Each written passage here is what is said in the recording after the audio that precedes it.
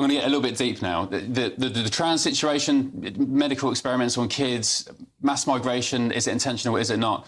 I used to be of the premise, the thought that I didn't think there was good and evil per se. I used to think, well, people have different perspectives and, you know, you give them a bit of, benefit of the doubt and just kind of think, you know, we've maybe been brought up in different environments.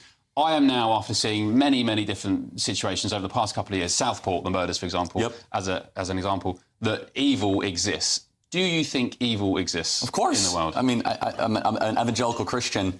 And just like, first of all, I just think that this materialist, secularist lie I saw at Cambridge, that everything is just atoms and matter, there's a supernatural domain. There's a realm out there that's supernatural. Every civilization that's ever existed acknowledged this, except the last, 200 years we thought were really super smart because, actually, no, we're just a bunch of subatomic particles and you're just a bunch of chemicals in your brain. No, there is a spiritual dimension. There is a supernatural realm. And of course, evil exists. As an evangelical Christian, we believe evil has kind of like a chief executive officer, Satan or Lucifer. And we believe Christ our Lord is not just the counter, but is the salvation for all of humanity.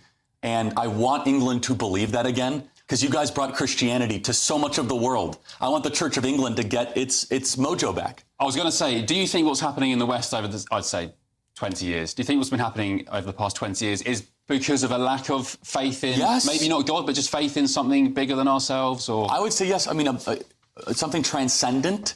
I mean, look, can a civilization continue when it cuts off what gave it life? Probably not. And that's what modernity is flirting with right now.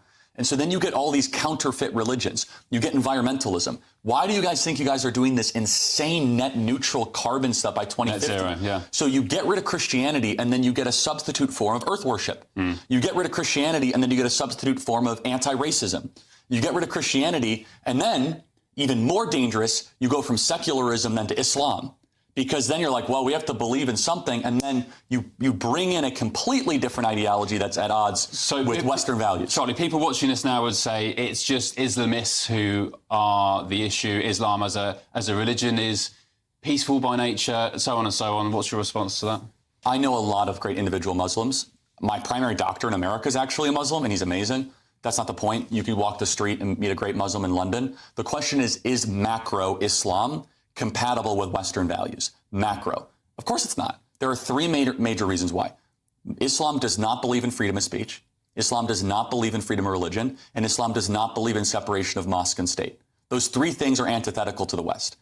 In a Muslim majority country, most Muslim majority countries, you cannot criticize the Prophet Muhammad. In most Muslim majority countries, you do not have the same robust freedom of religion protections. And finally, whereas we in the West are very careful to try to intermix religion and state, they are commanded to actually go into the state and try to change the state to be more Islamic around the core pillars of Islam. And the last thing I'll finally say is, I cannot see a single Western country that has become more Islamic and has become a better place to live that is happier or freer. By what metric? Just happiness, quality of life? Everything, from quality of life, from cultural cohesion, from whether people want to live there, prior to the native-born fertility rates. Again, people watching this will say is your criticism of the religion itself or not Muslim people? Because there are British Muslims who have been born here. But you don't have to caveat it all the time. I know you guys have to because you're British and all that. A culture ceases to exist when we don't have unified language, when you cannot talk to your neighbor. I'm not discounting that there are good individual Muslims.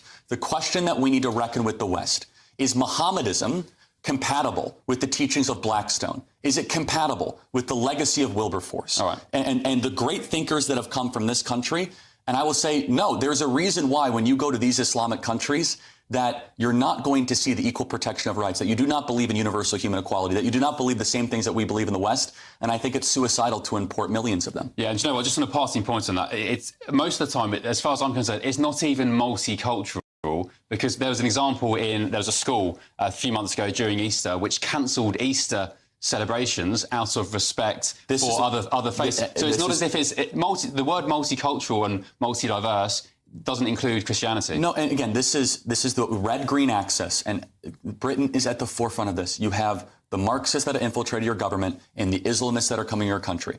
And when they combine together, they both agree on one thing. They have huge disagreements on a lot. They hate the West, and they want to see it broken. OK, we're finishing up because we're pushed on time.